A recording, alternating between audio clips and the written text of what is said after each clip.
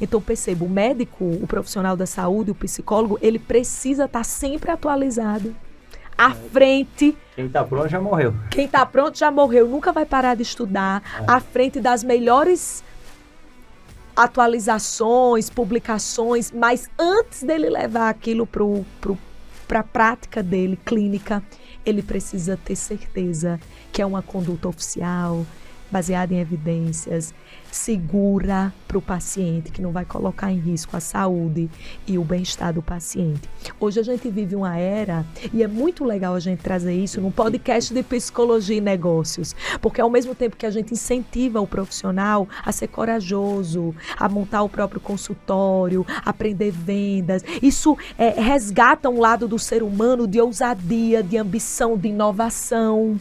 Mas quando você olha para a prática clínica, que é o que você vai oferecer para o paciente, isso aqui tem que ser conservador, no sentido de que você tem que olhar bem para o que você vai oferecer, você tem que estudar, você tem que ler, você tem que se respaldar para poder você oferecer aquilo para o paciente. Seja muito bem-vindo a mais um episódio do Psicologia e Negócios Podcast. Hoje eu estou com uma convidada especial, sócia do grupo Class Club junto comigo. Ela também, que é empresária da área de educação, e ela é da educação médica, ela é endocrinologista e uma doutora que leva a vida de forma mais sorridente. Seja muito bem-vinda. Já começo sorrindo, né, Romani? Obrigada pelo convite. Uma saudação aí para todo mundo que está ouvindo. Para mim é um prazer estar aqui e poder contribuir com o pessoal que está ouvindo a gente, juntar aqui nossas visões e agregar para a galera nesse podcast. Um prazer te receber aqui. E, pessoal, inclusive, se você não é inscrito no canal, já se inscreve, hein? Já estamos aí, nesse momento, 108 mil inscritos. Quero chegar em 1 milhão, me ajuda com essa... Olha, que demais! Se você quiser, claro, né? Mas, Marília, vamos começar um bate-papo, porque eu tenho certeza que você tem muito a contribuir com esse pessoal que está ouvindo. Inclusive, tem alguns psiquiatras que ouvem a gente também. Que legal! E me fala um pouquinho do seu método, do que você faz, essa área de educação. Fala um pouquinho disso. Muito bom. Então, Romani, eu terminei a minha faculdade de medicina em 2011. Fiz em Natal, sou de Natal, gente, esse sotaque aqui já deu para identificar que não é de São Paulo. Mas eu vim para cá, para São Paulo, de onde a gente está fazendo essa gravação, fazer minha residência. Né? A residência é como especialização para o médico. Fiquei 4 anos, fiz endocrinologia, daí voltei para minha cidade natal. E quando eu voltei, eu comecei a atender meus pacientes. E o pessoal aí que clinica, que atende pacientes no consultório de psicologia vai me entender.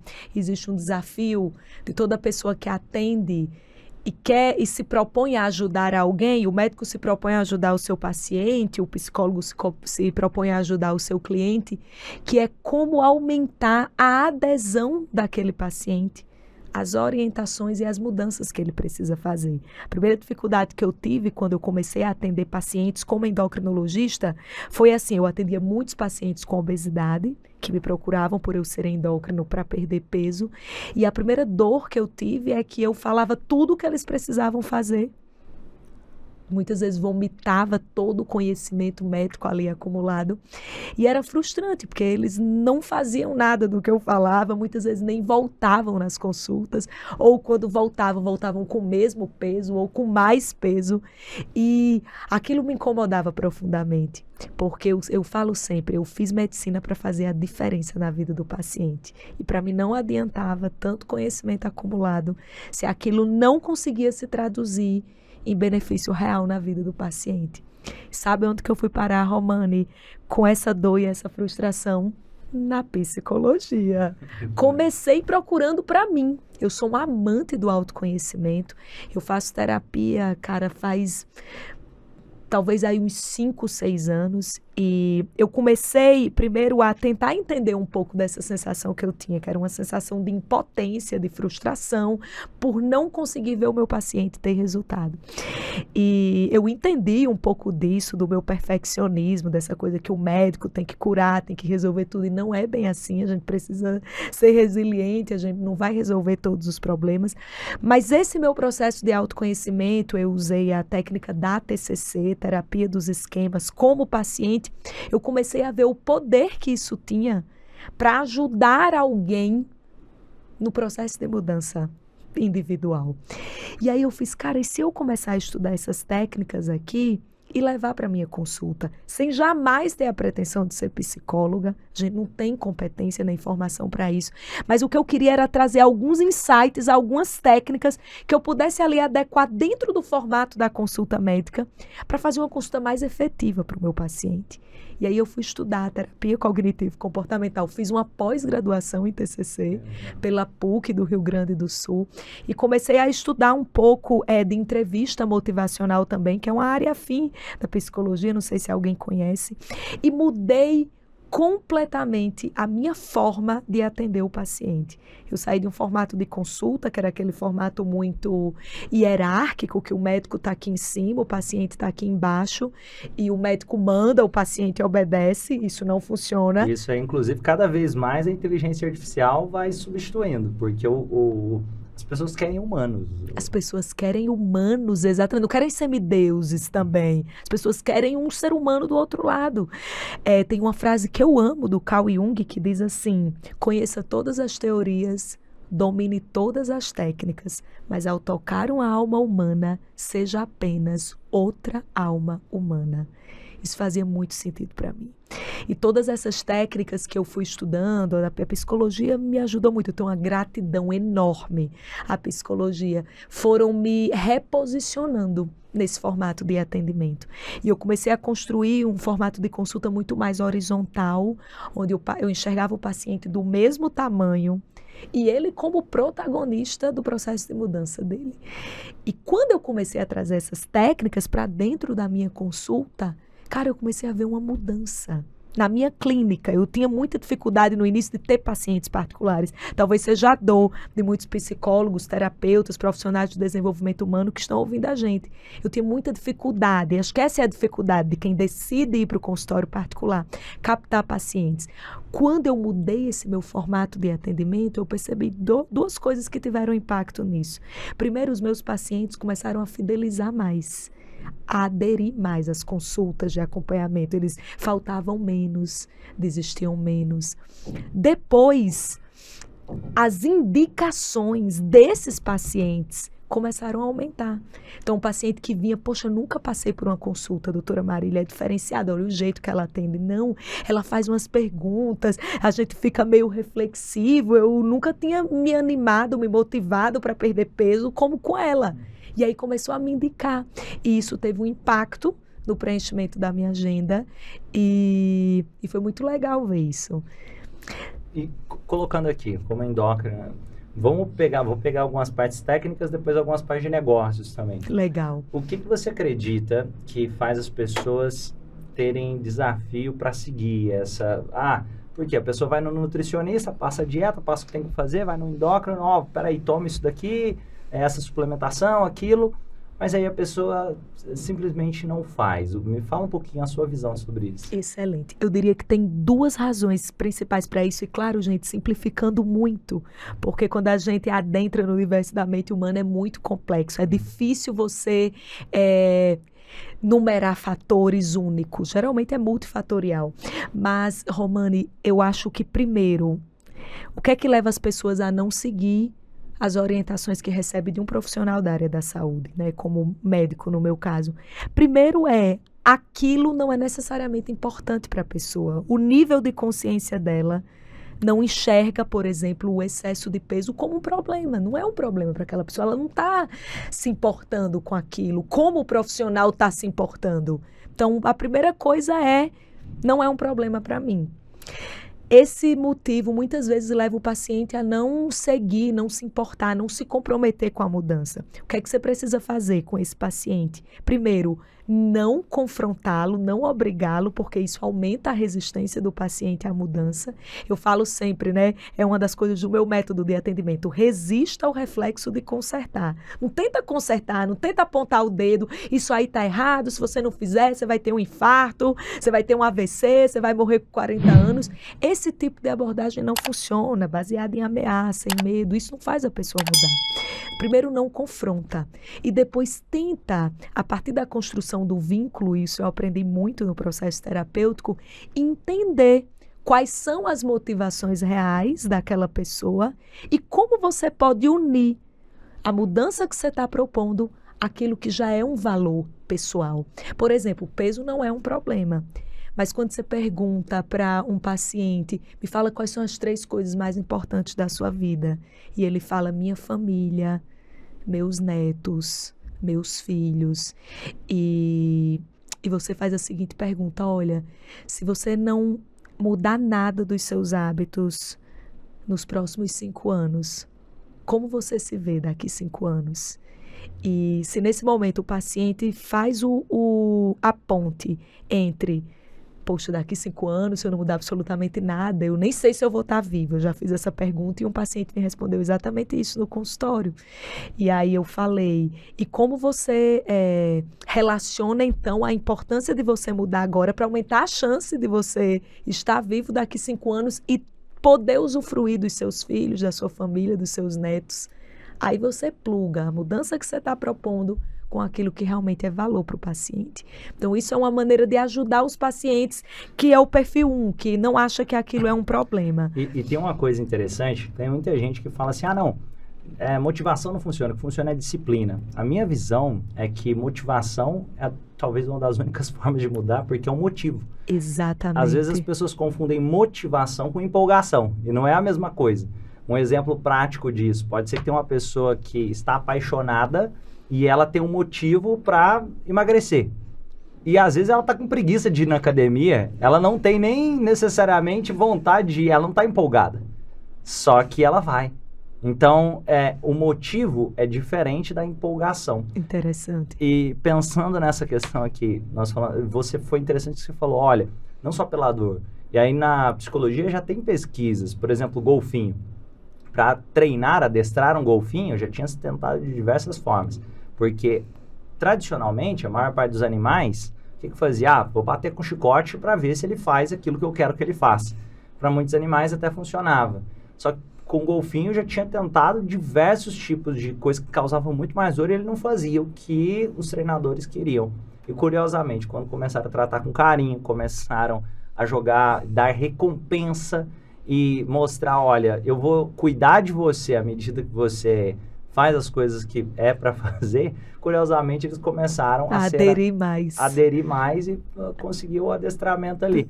Então é interessante pensar esse olhar para o emagrecimento, para a medicina, para a psicologia. Perfeito. Isso aí, Romani, talvez se é óbvio para algumas pessoas, cara, dentro da medicina não é óbvio. Eu tenho certeza que alguém aqui que está ouvindo a gente já passou por alguma experiência de algum atendimento médico e saiu insatisfeito. Falando assim, o médico nem olhou na minha cara, o médico só passou um remédio e não me escutou, o médico me deu bronca, só me deu bronca, não me entendeu, não me compreendeu. E isso é motivo de abandono de tratamento médico, de desistência de acompanhamento. E eu acho que a mudança nesse sentido começa no médico. A postura dele atender, a forma dele abordar o paciente. Tem um meme, eu vi na internet, eu achei interessante, que basicamente o cara chega no médico e o médico tá com o vaso entupido lá no consultório. E aí o cara fala assim, não, você tem que dar o diagnóstico do que o médico tem que fazer. Só que o médico fala, mas você nem entrou no banheiro para ver o que tá acontecendo? Ele fala, não, já sei, tem 20 anos que eu trabalho com isso. E mostrando meio que uma relação que muitas vezes acontece no consultório médico, de, peraí, você vai fazer isso, nem olha para a cara da pessoa, não pergunta nem o nome, não sabe direito o que está acontecendo, não se importa com o caso dela, às vezes não viu nem o exame, já passa ali o mesmo medicamento que já está acostumado a passar para todo mundo, sem olhar para aquele ser humano. E a medicina, principalmente com o avanço da inteligência artificial, da tecnologia, saber só o que precisa ser. Por exemplo, uma coisa curiosa, minha esposa está grávida. Que legal. E o que acontece? Se for parar para pensar, eu posso procurar na internet um monte de coisa do que tem que ser feito. Mas por que ainda assim eu vou na obstetra, eu quero ouvir? Porque eu quero alguém humano. Uau. E se for olhar, as mesmas respostas tá lá no ChatGPT. Uhum. Então, eu quero alguém para falar assim, nossa, eu tô sendo cuidado. Uau. É isso. Cara, tem uma frase que diz assim, numa era onde as máquinas quase substituem os humanos precisam ser mais humanos do que jamais foram, porque vai ficando cada vez mais evidente essa necessidade básica do ser humano de ser ouvido em sua essência, de ser reconhecido e valorizado, de ser cuidado, de ser acolhido. Então, isso é resgatar essa essência, e eu acho que isso eu estou falando aqui no contexto do médico, mas é para qualquer área, qualquer profissional que lida com pessoas, né? Você resgatar essa essência do atendimento, não deixar isso morrer, porque não é mais de técnica que as pessoas carecem. Hoje o conhecimento está muito mais disponível e facilmente acessado, mas as pessoas precisam desse vínculo. E isso foi transformador, né? Eu sou uma médica que viveu os dois lados dessa moeda. Eu comecei trazendo os vícios da minha própria formação, de atender o paciente assim, e muitas vezes, Romani, não é por mal. A gente é treinado para resolver o problema rápido das pessoas, porque tem muito paciente para atender, tem gente para chegar. Muitas vezes, muitos colegas atendem em condições de trabalho de convênio, que tem 15, 20 pacientes para ver no amanhã, às vezes numa realidade do SUS. A gente sabe, né, que a realidade de saúde no Brasil é complicada e você traz vícios e às vezes você nem percebe. Só que quando você opta pelo caminho do consultório particular, já trazendo aqui uma parte do business, as pessoas vão te pagar pelo valor que você gera para elas. E o que eu aprendi é que muitas vezes o valor percebido pelo paciente não estava no médico excelente tecnicamente, no médico que acertava o diagnóstico ou que prescrevia o tratamento correto. Não apenas nisso. O maior valor percebido pelo paciente estava no acolhimento, na escuta, no cuidar, na conexão, na empatia. E não é só o médico ser bonzinho, né? Tem gente que diz assim, é só ser um médico. Tem técnica para isso. Tem técnica de escuta, tem técnica de pergunta, tem técnica de comunicação. Técnica de intervenção. Então, na hora que se agrega isso para alguém que já tem uma formação técnica robusta e você soma essa técnica de conexão, de escuta, de abordagem do paciente, foi o que aconteceu comigo. Eu percebi, foi muito mais satisfatório exercer a medicina assim, porque eu via os meus pacientes muito mais satisfeitos, com muito mais adesão, mudou o resultado, então aquela dor que eu tinha pela falta de resultado começou a resolver, né? E foi muito gratificante ver isso. Eu acho que eu quase recuperei, né, o propósito de ser médica, porque eu fiz para fazer a diferença e encontrei isso muito através do conhecimento em psicologia. E depois eu comecei a ensinar outros médicos a fazer esse atendimento também. Ser multiplicadora disso foi quando eu comecei a empreender na área da educação médica. E vamos lá, você tinha falado também. Você falou do segundo princípio? Não falei do segundo. Olha, que bom que você lembrou. Então, você me perguntou, voltando para o pessoal que está ouvindo a gente agora, quais são os motivos pelos quais o paciente não segue as orientações, as recomendações. O primeiro deles ele não acha que aquilo é um problema, ele não acha que aquilo é tão importante a ponto dele precisar mudar. O segundo, Romani, esse é bem frequente, principalmente no contexto da pessoa com obesidade. Quem está aqui ouvindo a gente, que tem alguma questão com peso, que já tem excesso de peso, já tentou perder algumas vezes e reganhou, vai me entender bem. O segundo motivo principal pelo qual as pessoas não seguem as recomendações do médico é que elas não acreditam que aquelas orientações dadas vão resolver o problema delas. É a baixa crença, credibilidade no que o médico está falando. Outras coisas, já... Isso. Então, pensa no paciente com obesidade. Cara, o paciente com obesidade me ensinou demais. E depois eu repliquei isso para outros contextos. A pessoa que chega para emagrecer no consultório de um médico, ela já vem de múltiplas tentativas de emagrecimento. E múltiplas que não deram certo. O Albert Bandura, um psicólogo norte-americano, ele traz um conceito muito interessante, que é o conceito de autoeficácia. O que é a autoeficácia? É a crença que o paciente tem nele mesmo como alguém capaz de conseguir um resultado. A cada tentativa de emagrecimento que não dá certo, é como se a autoeficácia do paciente fosse sendo destruída. Cada tentativa que não deu certo diminui a confiança dele, nele mesmo, como alguém capaz de conseguir. Vai minando. E quando o paciente chega no consultório médico, e às vezes ele vai quando ele já está assim nas últimas, ele já tentou muitas vezes sozinho e não conseguiu, ele está com a autoeficácia dele devastada. Ele não acredita que ele vai conseguir perder peso. O médico dá todas as orientações, não é porque ele não acha importante, é diferente do primeiro. Ele quer perder, ele sabe que aquilo é importante, mas ele não acredita mais que vai dar certo. Isso é tão poderoso, por exemplo, tem gente que vai na terapia, eu já tinha tentado emagrecer de todo jeito, depois de passar por terapia, ele começa a emagrecer. Olha só, é isso. E sem falar de emagrecimento na terapia, o mais curioso. Interessante isso. Eu tenho até algumas percepções sobre isso. Eu acho que, primeiro, a questão da obesidade é multifatorial. Existem muitas questões emocionais que levam o paciente a comer mais.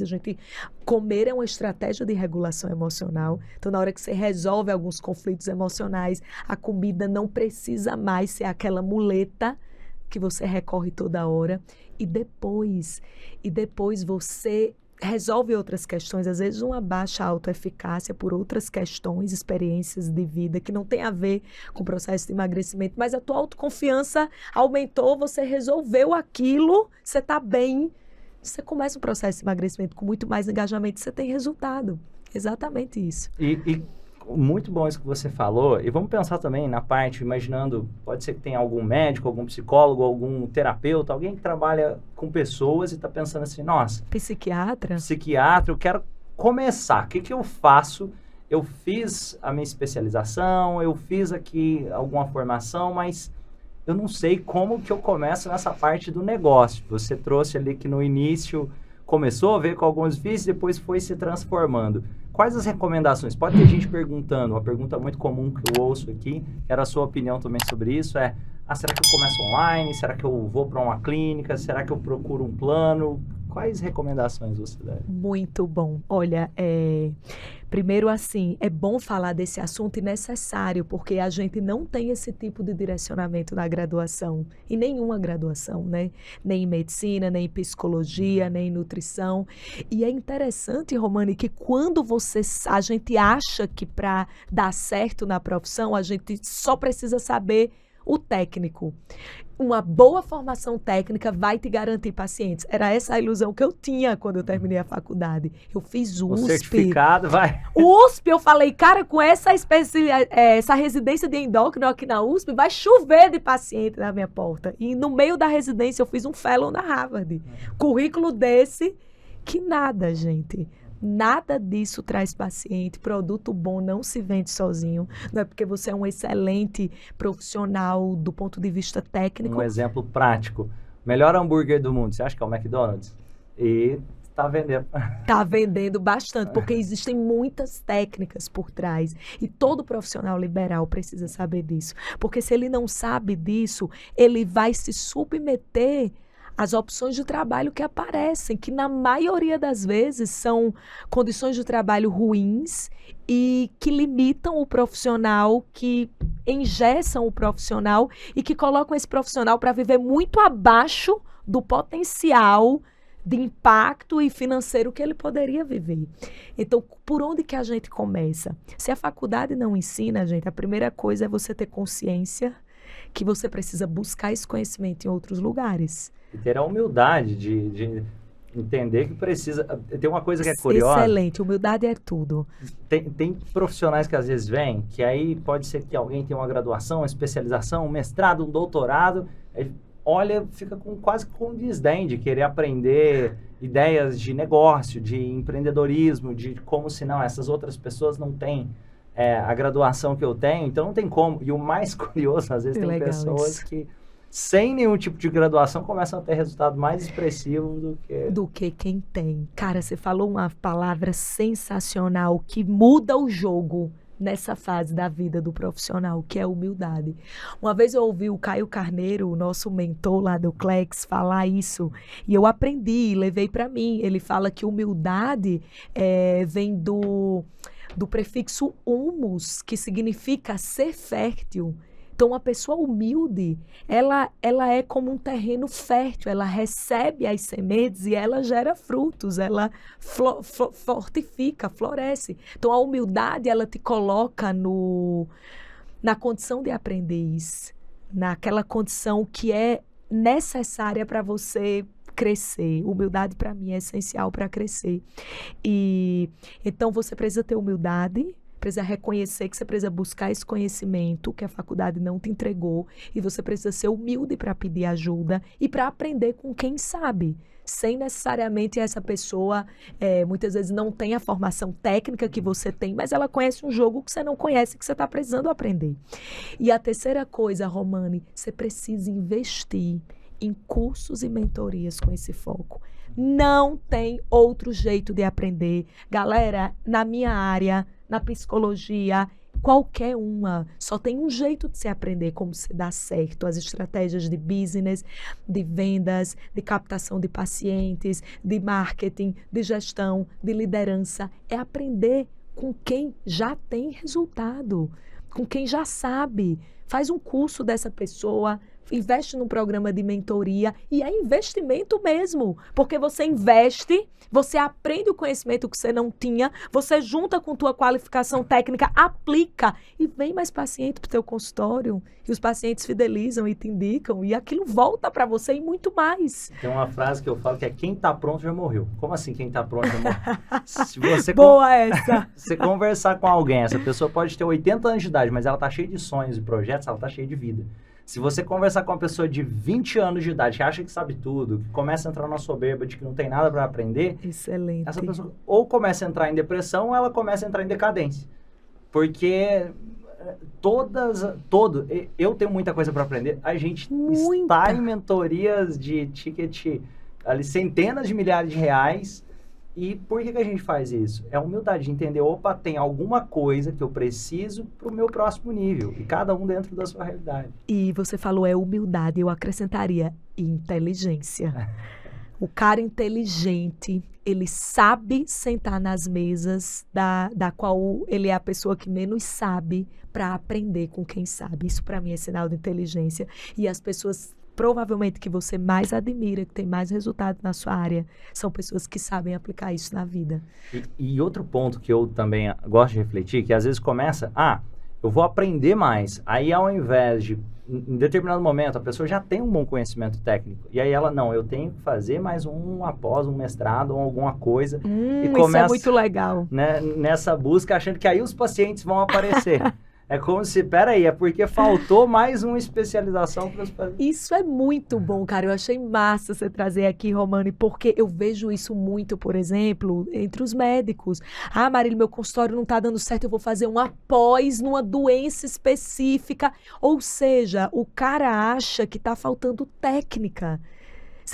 Por isso que você precisa de um mentor, para colocar luz num ponto cego e alguém para te falar assim, cara, não é técnica que está faltando, pelo contrário, você já está aí transbordando, acumulando muito conhecimento técnico ao longo da vida. Você precisa das outras habilidades. E a importância também de ouvir os mentores certos, porque não adianta também eu procurar um mentor que nunca teve resultado e ela está falando, segue esse caminho aqui, e de repente ele pode estar me levando para um caminho que não é o mais com a melhor das intenções.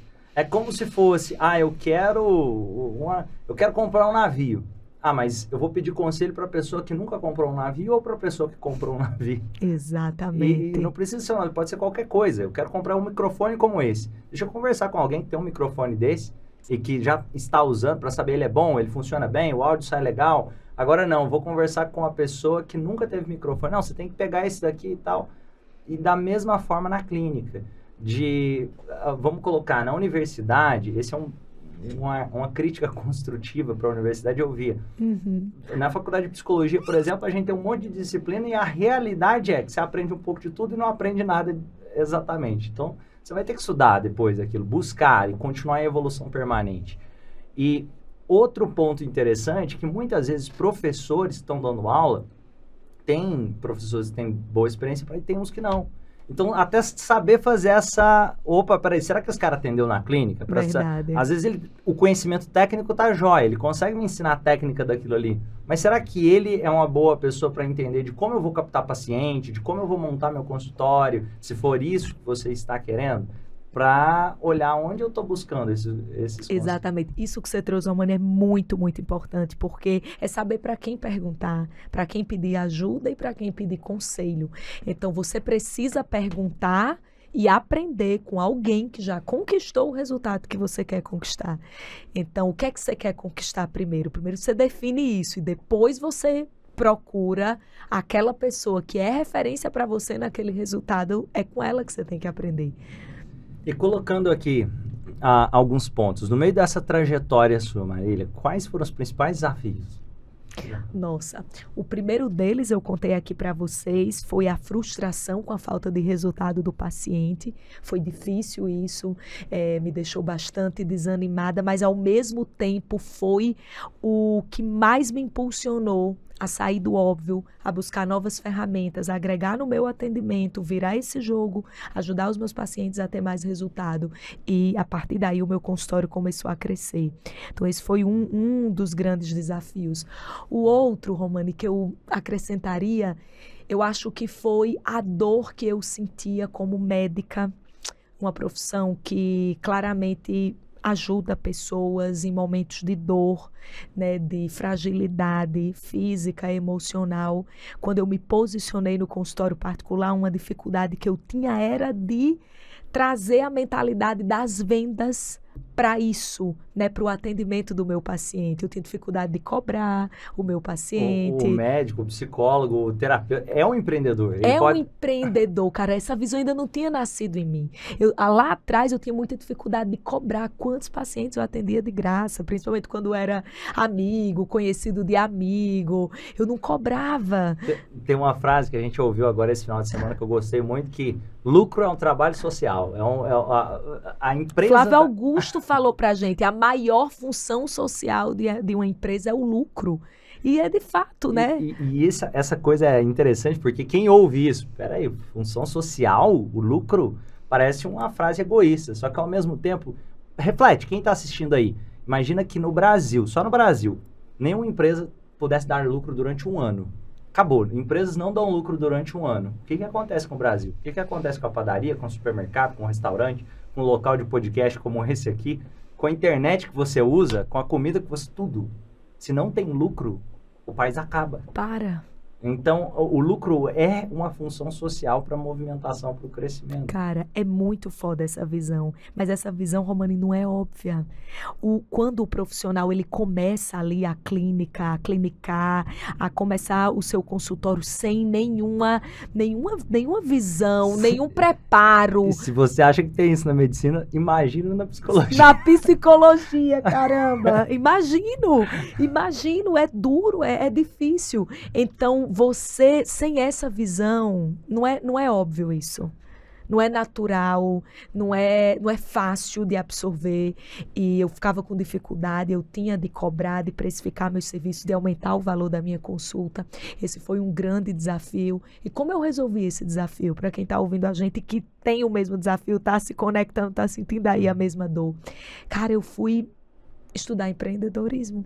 Eu fui para perto de pessoas que tinham isso bem resolvido. O empreendedor tem isso bem resolvido. Ele funda uma empresa com o objetivo de gerar lucro. A função primordial de qualquer empresa é crescer e ter lucro. E eu fui aprender fora da medicina, porque geralmente essas pessoas não estão dentro da nossa área. A não sei que existe um Romani da vida, um psicólogo que veio da academia, que fez a trajetória, que virou essa chave fora e agora contribui para o ecossistema da psicologia virar junto. O que você faz na psicologia, Romani, é o que eu faço na medicina. Eu tive essa dor, eu fui buscar lá fora, eu resolvi isso e agora eu ofereço, através de cursos e mentorias, para quem quiser aprender, disponibilizo aquele conhecimento que mudou a história da minha carreira profissional. Então, esse é um baita desafio e você precisa buscar com quem sabe, principalmente mudança de mentalidade, enxergar. Hoje eu vejo, né, quando eu penso em cobrar, hoje eu cobro 10 vezes mais do que eu cobrava no início. Ofereço programas de acompanhamento de 4, 6 meses com ticket médio elevado. E cada programa que eu vendo hoje, eu comemoro. Eu sei que aquele paciente vai ser mais impactado.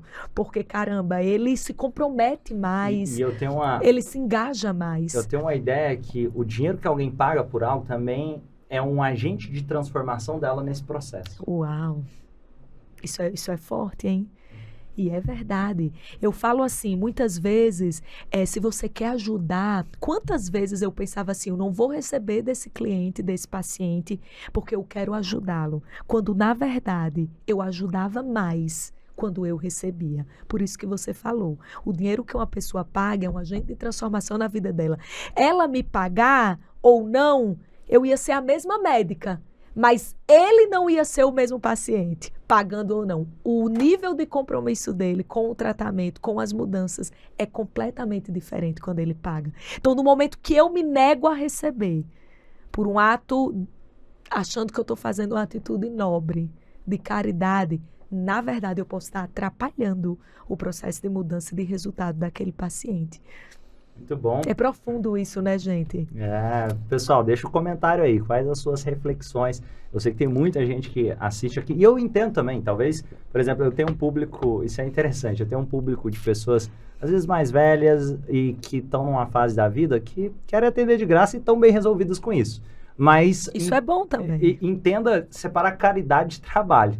Porque não, eu quero viver disso, eu quero ser um profissional dessa área, então entenda, lucro é algo social também, é uma função social de um negócio. Agora, se não, eu quero como hobby, ou quem sabe usar com os meus filhos, no meu relacionamento, essas técnicas e tudo mais, tudo bem. E, Romana, eu queria aproveitar, porque talvez as pessoas que estejam ouvindo a gente acabou de vir do encontro do Clex, a gente é um grupo de empresários, gente, de alto nível, e a gente trabalhou bastante essa coisa do lucro como a função social de uma empresa, mas eu queria trazer um pouquinho, assim, da minha vivência para ajudar talvez alguém que não tenha alcançado esse entendimento. Por exemplo, quando eu comecei, eu aluguei uma sala, quando eu comecei meu consultório particular, eu aluguei uma sala, fiz uma pequena reforma, fiz uma recepção bem modesta, assim, um consultório, e eu tinha uma secretária. Então, eu abri uma empresa, um CNPJ, porque eu estava começando ali naquele espaço, assinei a carteira de um funcionário, que era a minha secretária, e era isso, a empresa, e eu era a pessoa que atendia os pacientes, os clientes.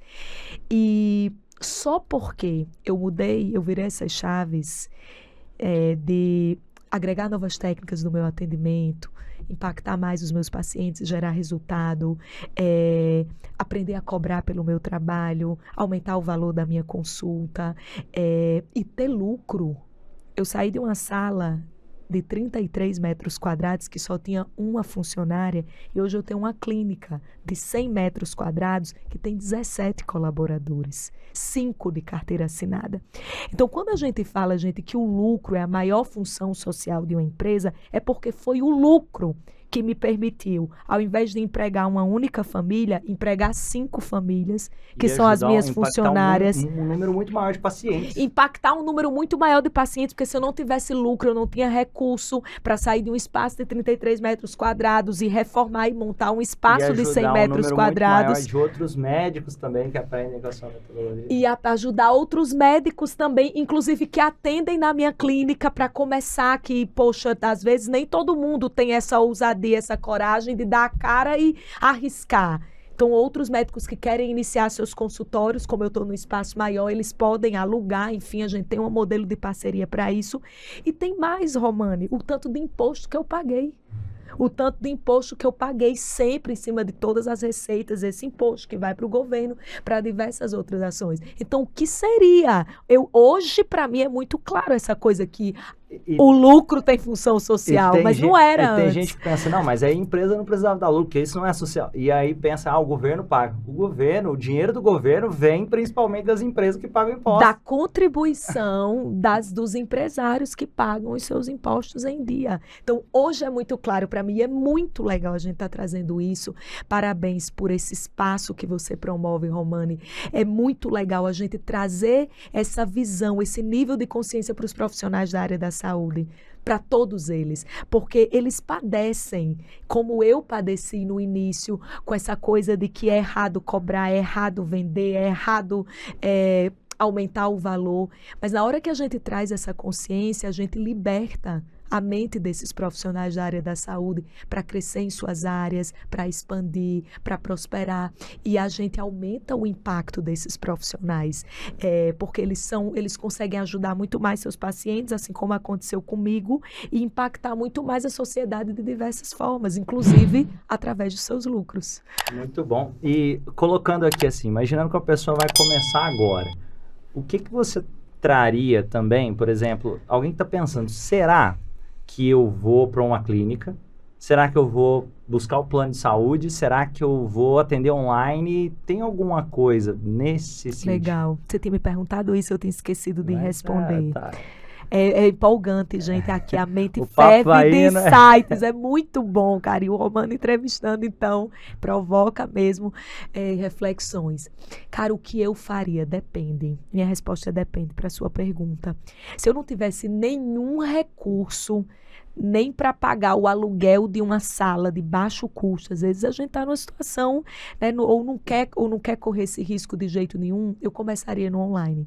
Eu acho que o atendimento online, o teleatendimento, a telemedicina, dentro da psicologia, ele, cara, abriu uma porta muito promissora de começar, porque se você parar para pensar, é de baixíssimo custo. Você pode atender da sua casa, o seu raio de captação de pacientes é muito maior, porque não existe mais limitação geográfica, você pode atender pacientes do mundo inteiro, como o Romani falou, e com a mesma capacidade de impacto, porque você faz a mesma consulta, rola conexão, rola vínculo, rola transferência e contra-transferência, tudo isso que ajuda no resultado do paciente. Então, se eu tivesse assim, absolutamente sem nenhuma reserva no vermelho, sem poder arriscar nada, eu começaria na teleconsulta. Se eu já tivesse alguma reservinha mínima, eu daria o primeiro passo do meu espaço, ainda que seja um espaço simples. Eu comecei numa sala de 33 metros quadrados, com a reforma modesta. 33 talvez pode ser até grande para você, se for um espaço de 10, que seja o meu consultório mesmo, tinha 9. Era super apertado.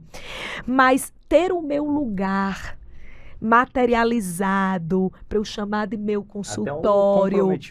Um comprometimento de sair de casa e ir para lá, sabe? De gravar conteúdo, que também o marketing foi uma outra ferramenta que me ajudou a captar mais pacientes. Então, esse cenário, né, funciona como o seu local de trabalho e como um cenário para você produzir conteúdo. Eu faria isso, ainda que fosse pequeno, do meu tamanho. Agora, o que eu não faria de jeito nenhum, Romani, era começar pelo convênio, pelos planos de saúde. Porque o posicionamento, né? E cara, eu comecei pelo plano de saúde, veja, aqui quem vos fala é alguém que começou pela operadora, por quê?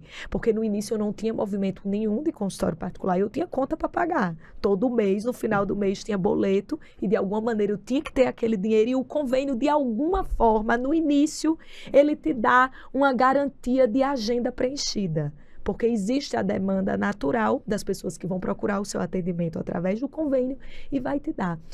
Porém, essa questão do posicionamento é muito importante e hoje eu discordo muito desse modelo, né, na visão do profissional liberal. É muito injusto com o profissional liberal, porque o valor repassado para o médico, para o psicólogo que atende pelo convênio é muito baixo. E muitas vezes, para tirar esse prejuízo do baixo valor, o profissional tem que atender muito, tem que compensar em quantidade, atender 3, 4 pacientes, e aí já o que já não era justo para ele já fica não justo para o paciente, porque você aperta o tempo de atendimento de cada paciente, você muitas vezes atende cansado, sem dar o seu melhor, sem fazer a melhor entrega que você pode. Então, eu não começaria além do posicionamento. Você acaba colocando o teu trabalho ao submeter a um valor irrisório por atendimento que você recebe. É como se você estivesse posicionando o teu trabalho como de baixo valor mesmo, de baixo impacto. E eu não começaria isso, a não ser que realmente você não tivesse saída, você precisasse de dinheiro rápido. E se eu começasse pelo convênio, eu já tinha o meu plano de consultório particular em paralelo correndo. Eu começaria o convênio com data para sair, para o meu consultório pegar. Muito bom. E agora falando sobre tipos de intervenções terapêuticas, vamos colocar aqui, como que você vê? Porque às vezes é comum também pessoas falar, tem uma técnica moderna ou, sei lá, um tipo de injetável diferente que está saindo. Como que você traz isso para a clínica? Quais os cuidados que você geralmente... Nossa, esse assunto é bom, hein? Romana, eu acho que existe um valor inegociável para todo profissional que cuida da saúde das pessoas. Na minha área médica, toda hora tem 1001 novidades. Mas eu acho que é dever moral e ético do médico estudar a fundo essas abordagens, entender o respaldo científico dessas abordagens e principalmente a segurança do paciente, quais são os efeitos colaterais, o que é que pode acontecer de ruim, de bom, para depois, só depois desse estudo detalhado e aprofundado, você levar essa abordagem para dentro do seu consultório. Então, perceba, o médico, o profissional da saúde, o psicólogo, ele precisa estar sempre atualizado, à frente. Quem está pronto já morreu. Quem está pronto já morreu, nunca vai parar de estudar, à frente das melhores atualizações, publicações, mas antes dele levar aquilo para a prática dele, clínica, ele precisa ter certeza que é uma conduta oficial, baseada em evidências, segura para o paciente, que não vai colocar em risco a saúde e o bem-estar do paciente. Hoje a gente vive uma era, e é muito legal a gente trazer isso num podcast de psicologia e negócios, porque ao mesmo tempo que a gente incentiva o profissional a ser corajoso, a montar o próprio consultório, aprender vendas, isso resgata um lado do ser humano de ousadia, de ambição, de inovação. Mas quando você olha para a prática clínica, que é o que você vai oferecer para o paciente, isso aqui tem que ser conservador, no sentido de que você tem que olhar bem para o que você vai oferecer, você tem que estudar, você tem que ler, você tem que se respaldar para poder você oferecer aquilo para o paciente. Tem um exemplo que eu gosto de dar, por exemplo, a prática da sangria. Durou milhares de anos, não sei se você já ouviu falar, que basicamente a pessoa estava doente, fala, se tirar o sangue dela doente, ela vai perder o sangue doente, entra um sangue novo e ela se cura. Só que aí percebe que hoje sabe que isso é um absurdo. Imagina, a pessoa tá doente e ela ainda vai perder mais sangue depois de doente. Então... Fazia-se isso mesmo. Então, às vezes com sanguessuga, às vezes fazendo furo na veia mesmo para jorrar sangue. Isso é tão curioso porque à primeira vista funciona. Porque se fizesse uma pesquisa de primeira vista, uma pesquisa não robusta, não seguindo muito... E aí até o cuidado, porque até mesmo artigo científico, é possível publicar um artigo científico sem ele estar tão bem fundamentado, que esse exemplo da sangria, a pessoa estava com a gripe, aí ela praticava sangria, sarava da gripe, fala, por que sarou? Foi a sangria. Então passa uma informação errada para frente, que aparentemente dá a impressão que aquilo está funcionando, e até o efeito placebo do processo, porque um medicamento para ser validado, para quem não sabe o efeito placebo, é basicamente a sua crença na melhora de que aquilo está sendo efetivo.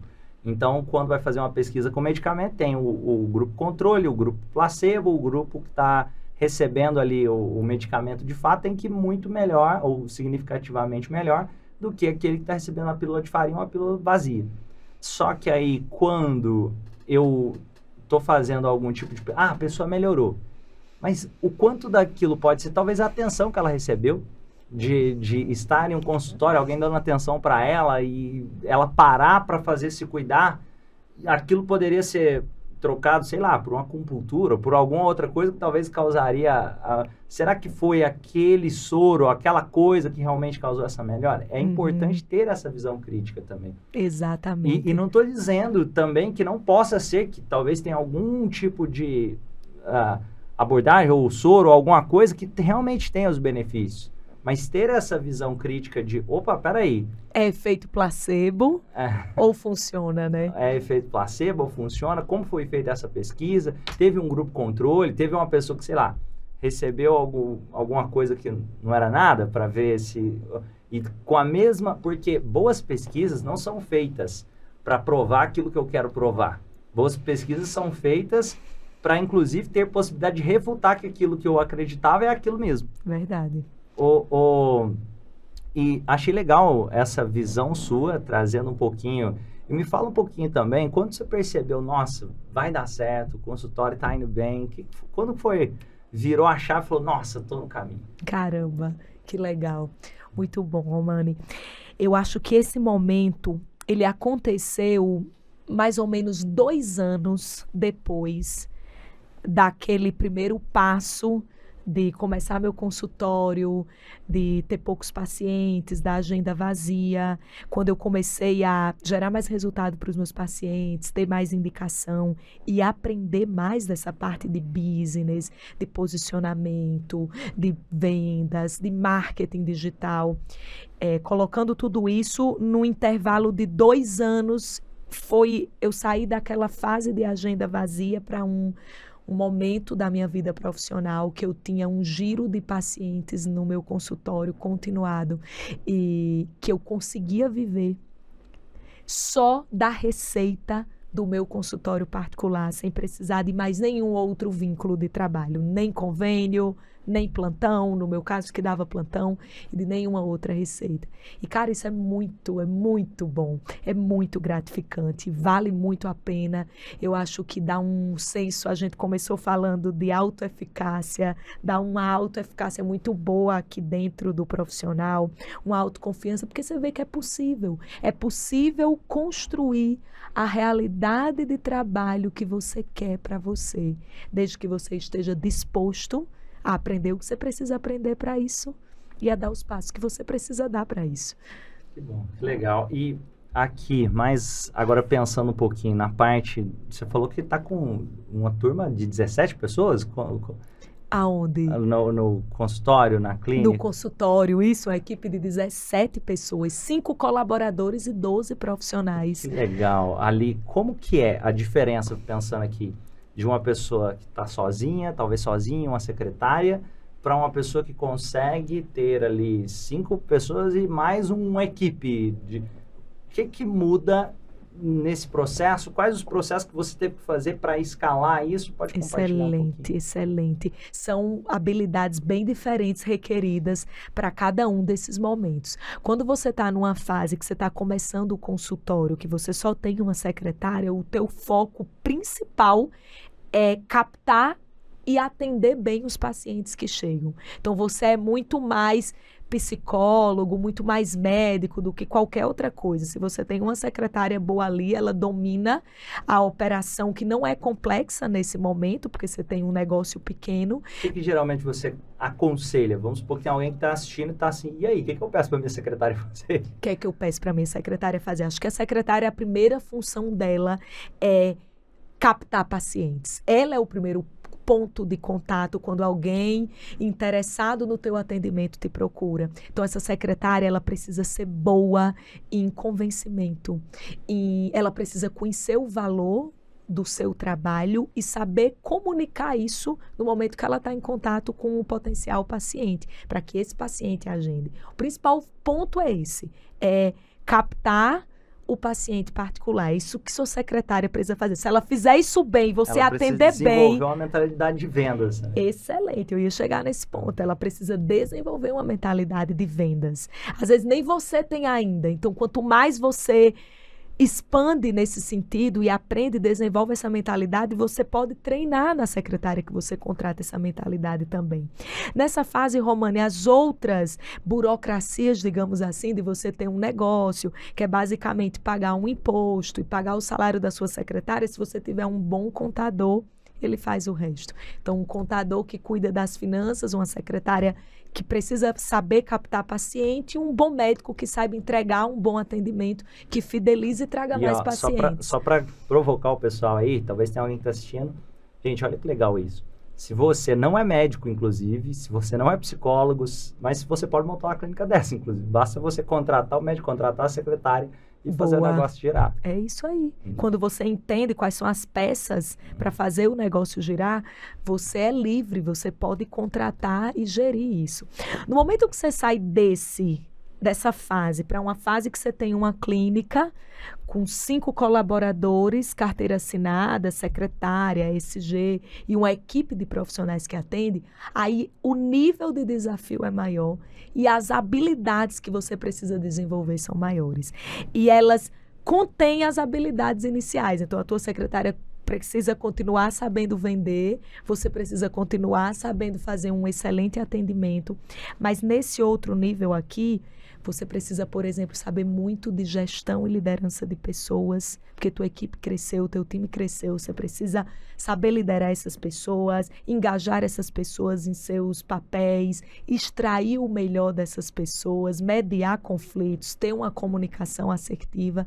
Eu acho que nessa fase de escala, a maior habilidade é liderança e gestão de pessoas. E para você chegar lá, nesse outro nível, a maior habilidade é vendas e entrega de produto de excelência. Venda e entrega. Muito bom. Marília, foi um prazer enorme e eu quero que você deixe uma mensagem, imaginando que o mundo inteiro fosse ouvir uma mensagem sua, não necessariamente uma frase, mas se quiser pode ser, mas uma mensagem que falasse assim, ó, as pessoas vão ouvir isso da Marília. O que você gostaria de passar? Cara, que demais. Primeiro, obrigada também. Se eu fosse deixar uma única frase, uma única contribuição para qualquer pessoa, para contribuir com a vida de qualquer pessoa, eu deixaria coragem. Coragem. Coragem para começar. Eu acredito que o sucesso pertence a quem se atreve, mas só se atreve quem tem coragem. E coragem é algo que não dá para ensinar, como a gente ensina técnica de vendas. Coragem é competência comportamental, é atitude. Coragem você se inspira, você modela. Então, eu acho que essa é a maior habilidade. Eu acho que de tudo de onde eu saí, onde eu cheguei hoje, o principal elemento, o que é que você abriria mão de todos os outros, se você tivesse que escolher só um elemento para você voltar lá do zero e trilhar esse caminho, eu sem dúvida nenhuma escolhi a coragem. Todo sucesso, ele é a resultante de uma soma de decisões corajosas. Muito bom. Tem uma frase essa frase é minha, que eu digo se as pessoas soubessem o poder que tem a ação, sonhos não deixariam de ser realizados. E aí está o ponto da coragem. Uau, e para entrar em ação, precisa de coragem. Muito bom. Marília, como o pessoal faz para te encontrar? Inclusive, quem não está inscrito no canal, se inscreve. Tem muita coisa boa que te ajuda na questão. Percebe quanto de mentalidade tem aqui, quanto de negócios, de psicologia. Se inscreve aqui no canal se você quiser, é claro. Também fala suas redes sociais pra gente, pra quem quiser te acompanhar. Que legal. Então, quem quiser me acompanhar, me segue lá no Instagram, @Marília Cardoso com S, endócrino, tudo junto. Você já vai ver lá uma médica sorridente, com a camisa azul de jaleco. Vai ser um prazer receber a audiência do Romani. Se ficou alguma dúvida, se quer fazer alguma pergunta, manda um direct, fala, oi, vim do podcast Psicologia e Negócios do Romani. Vai ser um prazer recebê-los lá. Prazer enorme te receber aqui. Eu vou deixar as redes sociais dela aqui abaixo. Para quem não é inscrito, se inscreve aqui no canal também. Eu vou deixar minhas outras redes para quem quiser conhecer mais, quem não me conhecia também. E olha, foi um prazer enorme te receber. E como eu sempre digo para fechar, vamos junto fazer desse mundo um lugar melhor, sendo pessoas melhores também. Muito obrigado. Uau. Um prazer enorme, viu? Obrigada, Romani. Eu que agradeço a todo mundo que ouviu a gente, a você pelo convite. E vamos juntos fazer desse mundo um lugar melhor. É isso aí. Valeu. Muito Obrigada, Romani. Tchau. Tchau, pessoal.